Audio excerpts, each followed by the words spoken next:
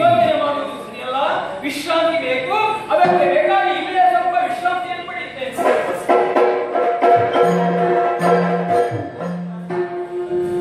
ಅಂದು ಮುಗಿದ ಯೋಚಿಸುತ್ತ ಬಂದು ಮಂಚಲಿ ಒಳಗಿಕೊಂಡಿವೆ. ಅಂದು ಮುಗಿದ ಯೋಚಿಸುತ್ತ ಬಂದು ಮಂಚಲಿ ಒಳಗಿಕೊಂಡಿವೆ.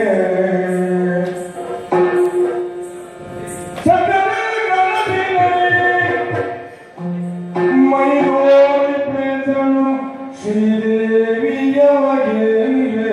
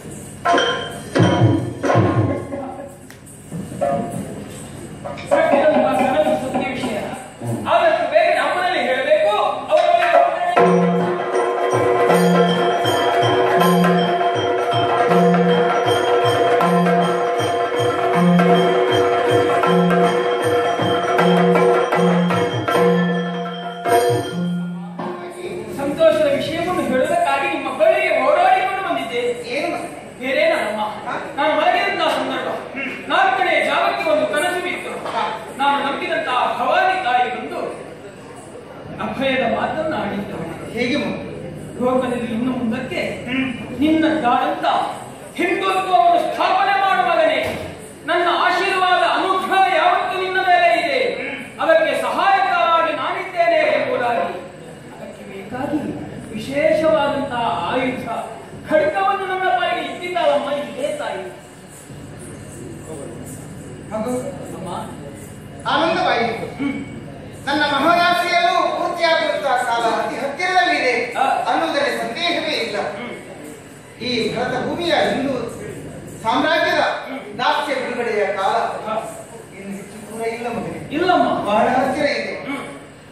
ಆದರೆ ನನ್ನ ಅನ್ನಿಸುವುದನ್ನು ಗೊತ್ತ ಏನಮ್ಮ, ನೀನು ಒಂಟಿಯಾಗಿಯೇ ಇದೆಯಲ್ಲ, ಒಂಟಿಯಾಗಿ ಇಟ್ಟುಕೊಂಡು ಹೇಗೆ ದಾಸ್ಯ ಬಿಡುಗಡೆ ಮಾಡುವುದಕ್ಕೆ ಸಾಧ್ಯವಿದೆ?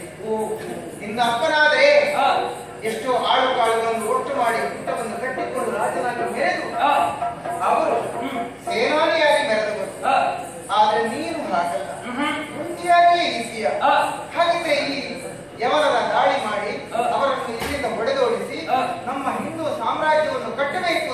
ಅದು ಹೇಗೆ ಸಾಧ್ಯವಾದೀತು?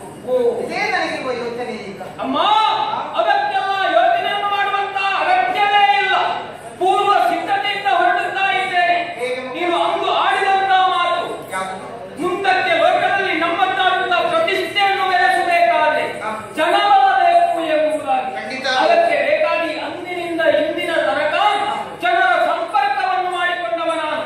ನನಗೆ ಬೇಕಾದಂತಹ ಮಿತ್ರತ್ವವನ್ನು ಎಲ್ಲರಲ್ಲಿ ಕೇಳಿಕೊಂಡಾಗ ನೀನು ಮಾಡುವಂತಹ ಕಾರ್ಯದಲ್ಲಿ ನಾವು ಸಹಾಯವನ್ನು ಮಾಡುತ್ತೇವೆ. ನಿನ್ನ ಅಧ್ಯಾಯವೇ ನಮ್ಮ ಅಧ್ಯಾಯ, ನಿನ್ನ ಗುರಿಯೇ ನಮ್ಮ ಗುರಿ ಎಂಬುದಾಗಿ ತಿಳಿದುಕೊಂಡಿದ್ದೇವೆ. ಯಾವ ಸಂದರ್ಭದಲ್ಲಿ ನಮ್ಮನ್ನು ಕರೆಯುತ್ತೀಯೋ ಆ ಸಂದರ್ಭದಲ್ಲಿ ನಿನ್ನ ಮುಂದೆ ಬಂದು ನಾವು ಗೊತ್ತಿಸ್ತೇವೆ ಎಂಬುದಾಗಿ.